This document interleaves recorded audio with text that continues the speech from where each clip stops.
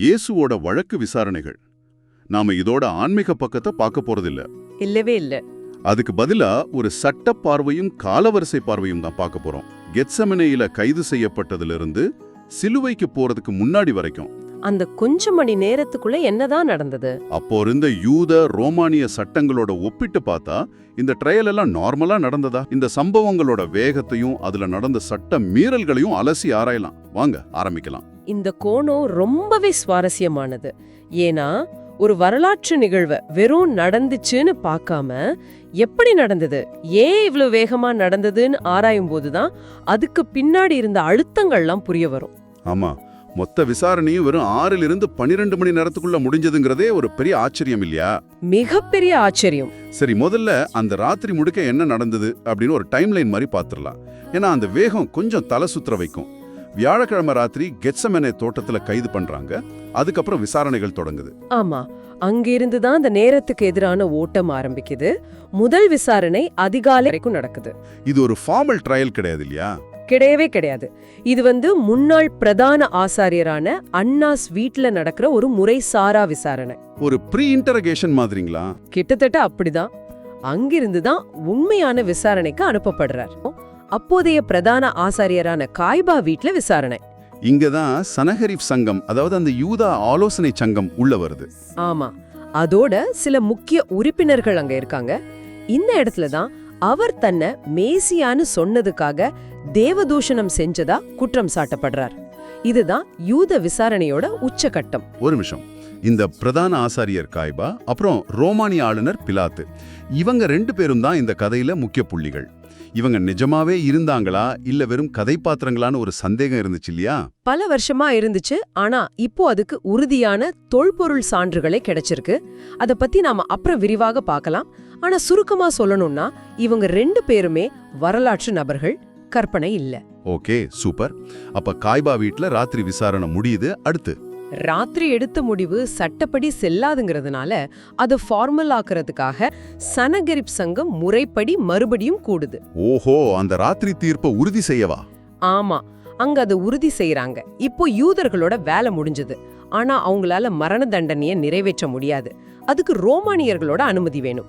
இங்கதான் ஆட்டமே மாறுது. Roman entry. அப்ப பிலாத்து கிட்ட போறாங்க. கரெக்ட். 3வது விசாரணை ரோமானிய ஆளுநர் பொன்சியோ பிலாத்து முன்னாடி நடக்குது. இங்க குற்றச்சாட்டு அப்படியே தலைகீழா மாறுது. எப்படி கேக்குறேன்? தேவதூஷணம்னு சொன்னா பிலாத்து கண்டுக்க மாட்டார். ஏன்னா அது அவரோட மத பிரச்சனை இல்ல, அதானே? மிகச்சரியா சொன்னீங்க. யோசிச்சு பாருங்க, இது வெறும் குற்றச்சாட்ட மாத்திர விஷயம் இல்ல. இது ஒரு மாஸ்டர் ஸ்ட்ரோக். மத ரீதியான குற்றச்சாட்ட பிலாத்து காதிலேயே வாங்க மாட்டார்னு அவங்களுக்கு தெரியும். முடியாது. அவரோட பதவியா ஆபத்துக்கு வந்துரும். ஆமா, இது சட்டத்தை வளைக்கிறது இல்ல, சட்டத்தையே ஒரு ஆயுதமா மாத்துறது. வாவ், இது ஒரு புத்திசாலித்தனமான அரசியல் நகர்வு. ஆனா பிலாத்து என்ன பண்றார்? பிலாத்து விசாரிச்சு பார்த்துட்டு இவர்கிட்ட எந்த தப்பும் இல்லையேன்னு சொல்றார். ஆனா கூட்டத்தோட அழுத்தம் அதிகமாகுது. அதனால இந்த வழக்க தட்டி கழிக்க ஒரு வழி தேடுறார். அது என்ன வழி? இயேசு கலிலேயாவை சேர்ந்தவர்னு தெரிஞ்சதும், அப்படியா, கலிலேயா வாழ்ற ஏரோது அந்திப்பா இங்கதான் இருக்காரு, அவர்கிட்ட கூட்டிட்டு போங்கன்னு சொல்லி அனுப்பிடுறார். அப்போ 4வது விசாரணை ஏரோது கிட்ட நடக்குதா? ஆமா, ரொம்ப குறுகிய விசாரணை. ஏரோது இயேசுவை ரொம்ப கிண்டல் பண்றார், ஏதாவது அற்புதம் செஞ்சு காட்ட சொல்றார். ஆனா எந்த குற்றச்சாட்டையும் சுமத்தாம ஒரு ராஜ உடை மாதிரி போட்டு கிண்டல் பண்ணி திரும்ப பிலாத்துக்கிட்டே அனுப்பிடுறாரு.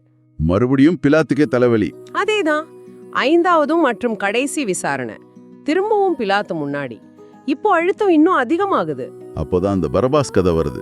ஆமா, பிலாத்து அந்த யோசனையை முன்வைக்கிறார். பஸ்கா பண்டிகைக்கு ஒரு கைதியை விடுதலை செய்யற வழக்கம் இருக்கு. நான் பரபாஸ்ங்கிற கொள்ளைக்காரனை விடுவிக்கவா இல்ல இயேசுவை விடுவிக்கவான்னு கேக்குறார்.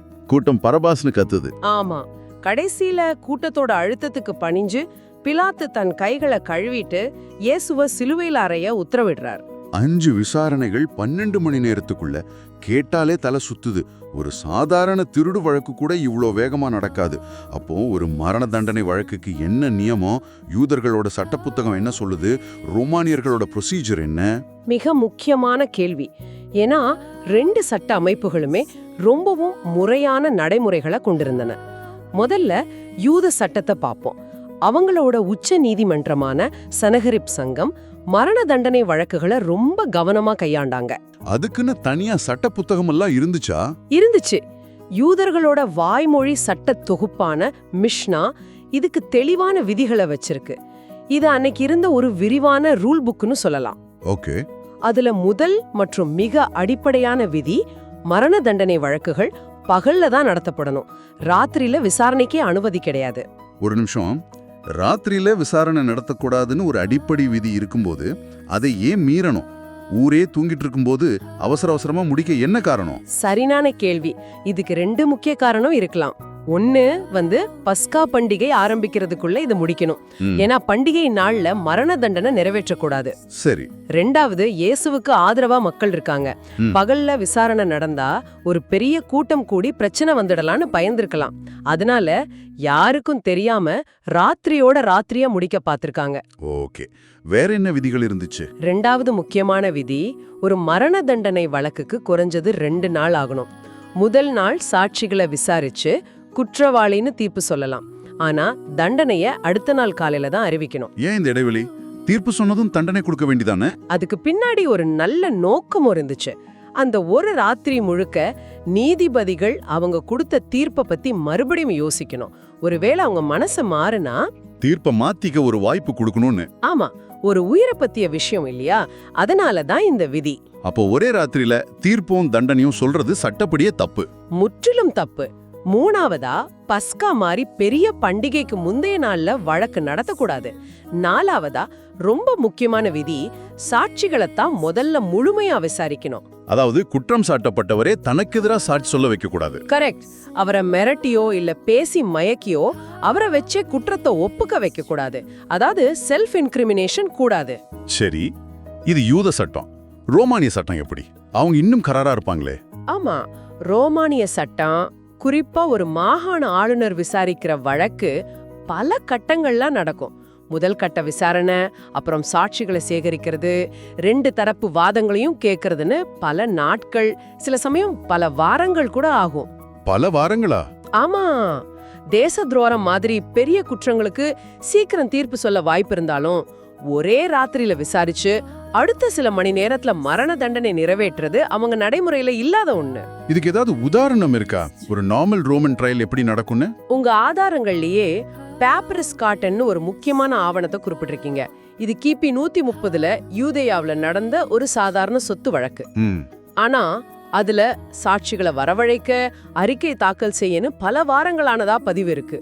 ஒரு சொத்து வழக்குக்கே இவ்வளவு நடைமுறை இருந்தா ஒரு மரண தண்டனை வழக்க எப்படி ஒரே ராத்திரியில முடிச்சிருக்க முடியும்? இப்போதான் இந்த முழு சித்திரமும் தெளிவாகுது. இயல்பா நடக்க வேண்டிய நடைமுறை என்னன்னு தெரிஞ்சிருச்சு. இப்போ இயேசுவோட விசாரணையில என்னென்ன விதிகள் மீறப்பட்டுச்சுன்னு ஒப்பிட்டு பார்க்கலாம்.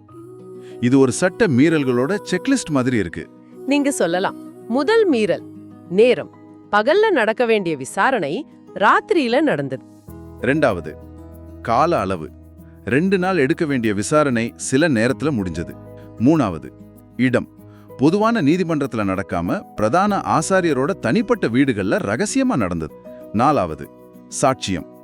உங்க சோர்சஸ்லயே சாட்சி சொன்னவங்க மாத்தி மாத்தி பேசுனாங்கன்னு இருக்கு. அதனால அவங்க சாட்சியத்தை வச்சு ஒன்னும் பண்ண முடியல. கடைசியில இயேசுவோட வாயிலிருந்தே அவர் தன்னை மேசியான்னு சொன்ன பதில வச்சு தேவதூஷணான்னு குற்றம் சாட்டினாங்க. இது நேரடியான செல்ஃப் இன்கிரிமினேஷன். இது யூத சட்டப்படி மிகப்பெரிய தவறு. மிக சரியான பாயிண்ட்.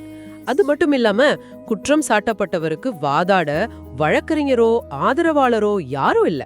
அப்புறம் பஸ்கா பண்டிகை சமயத்துல விசாரணை நடத்தக்கூடாதுங்கிற விதியையும் காத்துல பறக்க விட்டாங்க. உங்க ஆதாரங்களின்படி பார்த்தா குறைஞ்சது 7 பெரிய சட்ட மீறல்கள் இந்த விசாரணையில நடந்திருக்கு. அப்போ சுருக்கமா சொன்னா யூத சட்டப்படி இந்த விசாரணை முழுக்க முழுக்க சட்டவிரோதமானது. சரி, ரோமானிய பார்வையில எப்படி? பிலாத்து ஒரு ஆளுநர், அவர் சட்டப்படி தானே நடந்திருக்கணும். ரோமானிய பார்வையில இது இன்னும் சிக்கலானது. பிலாத்து சட்டத்தை மீறினாருன்னு சொல்றதை விட சட்டத்தை சரியா பயன்படுத்தலன்னு சொல்லாமா? கரெக்ட், சட்டத்தை சரியா பயன்படுத்தலன்னு சொல்லலாம். அவர் 3 தடவை நான் இவர்கிட்ட எந்த தப்பையும் பார்க்கலன்னு வெளிப்படையா சொல்றார். ஒரு ரோமானிய ஆளுநர் ஒருத்தர் நிரபராதின்னு நினைச்சா அவரை விடுதலை செய்ய முழு அதிகாரம் இருக்கு. ஆனா அவர் அப்படி செய்யல. ஏன்? அரசியல் அழுத்தமா? 100% அரசியல் அழுத்தம். அங்க கூடின கூட்டம் இவரை விடுதலை செஞ்சா நீ சீசருக்கு நண்பன் இல்லைன்னு கத்துறாங்க. இது ஒரு நேரடி மிரட்டல். ஓஹோ. நீ ரோம் பேரரசுக்கு விசுவாசமா இல்லைன்னு ரோம்ல புகார் போயிடுச்சுன்னா பிலாத்து பதவி காலியாயிடும். அதனால அவர் நீதியை நிலைநாட்டுறதை விட தன்னோட பதவியை காப்பாத்திக்கவும் ஒரு பெரிய கலவரம் வராம தடுக்கவும் கூட்டத்தோட விருப்பத்துக்கு படிஞ்சு போயிடுறார். இது சட்டத்தை விட அரசியலுக்கு கிடைச்ச வெற்றி.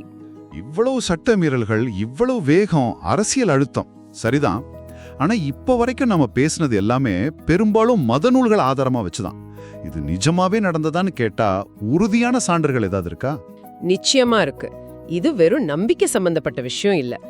தொல்பொருள் மற்றும் கிறிஸ்தவர் அல்லாத வரலாற்று ஆதாரங்கள் இதுக்கு வலு சேர்க்குது. முதல்ல நீங்க கேட்டா காய்பா. ஆமா, 1990ல எருசலேம்ல ஒரு பழைய கல்லறை பெட்டியை கண்டுபிடிக்கிறாங்க. அதுல காய்பான்னு அரமேய மொழியில எழுதியிருக்கு.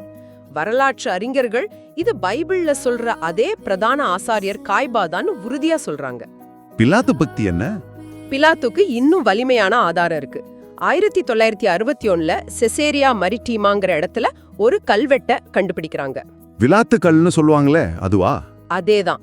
அதுல லத்தீன் மொழியில யூதேயாவின் ஆளுநர் பான்ஷியோ பிலாத்து அப்படின்னு தெளிவா பொறிக்கப்பட்டிருக்கு. இது அவரு கிபி 26ல இருந்து 36 வரைக்கும் யூதேயாவின் ஆளுநரா இருந்தாருங்கிறத சந்தேகத்துக்கு இடமில்லாம நிரூபிக்குது. சூப்பர். தொல்பொருள் சான்றுகள் ஒரு பக்கம், சரித்திர பதிவுகள்ல ஏதாவது குறிப்பு இருக்கா? அதுவும் கிறிஸ்தவர் அல்லாத பதிவுகள்ல இருக்கு. அதுதான் மிக முக்கியமான சான்றுகள். டாசிட்டஸ்னு ஒரு புகழ்பெற்ற ரோமானிய வரலாற்று ஆசிரியர். அவர் கிபி 116ல எழுதின ஆனல்ஸ்ங்கிற நூல்ல ரோம்ல நடந்த ஒரு தீ விபத்தை பத்தி எழுதும்போது, கிறிஸ்தவர்கள் என்ற பெயர் திபேரியோ ராயனின் ஆட்சியில் நமது ஆளுநர்களில் ஒருவரான பொன்சியு பிலாத்துவின் கைகளால் மிக கடுமையான தண்டனைக்கு உள்ளாக்கப்பட்ட கிறிஸ்து என்பவரிடமிருந்து வந்ததுன்னு பதிவு செய்றார். இது ரொம்ப முக்கியமான விஷயம். ஏன்னா அவர் ஒரு ரோமன், அவருக்கு கிறிஸ்தவத்தை ஆதரிக்க வேண்டிய எந்த அவசியமும் இல்ல. துளி கூட இல்ல. அதே மாதிரி ஜோசபஸ் என்ற யூத வரலாற்றாசிரியர் கிபி 94ல எழுதின ஒரு நூல்ல பிலாத்துவின் தூண்டுதலின் பேரில் நமது முக்கிய மனிதர்கள் அவரை சிலுவையில் அறைய கண்டனம் செய்தனர்னு இயேசுவை பத்தி குறிப்பிடுறார். அப்போ இந்த 2 பேருமே கிறிஸ்தவ மதத்தை சேராத மதிக்கத்தக்க வரலாற்றாசிரியர்கள். ஆமா, அவங்க பதிவுகள் இயேசு சிலுவையில் அறையப்பட்டது ஒரு கற்பனை கதை இல்ல, அது ஒரு வரலாற்று நிகழ்வுன்னு உறுதிப்படுத்துது. ஆஹா, இந்த ஆரம்பான ஆய்விலிருந்து நாம கத்துக்கிட்டது என்னன்னா, இயேசுவோட வழக்கு விசாரணைங்கிறது வெறும் ஒரு மத நிகழ்வு மட்டும் கிடையாது. அது வெறும் 12 மணி நேரத்துக்குள்ள ஏகப்பட்ட சட்ட விதிகளை மீறி அரசியல் அழுத்தங்களுக்காக அவசரமா நடத்தப்பட்ட ஒரு தொடர் நிகழ்வுகள். ஆமாம், இதுல சட்டத்தை விட சூழ்நிலையும் அதிகாரமும் தான் பெரிய பங்கு வகிச்சிருக்கு. அது உன் ஆதாரங்கள் ரொம்ப தெளிவா காட்டுது.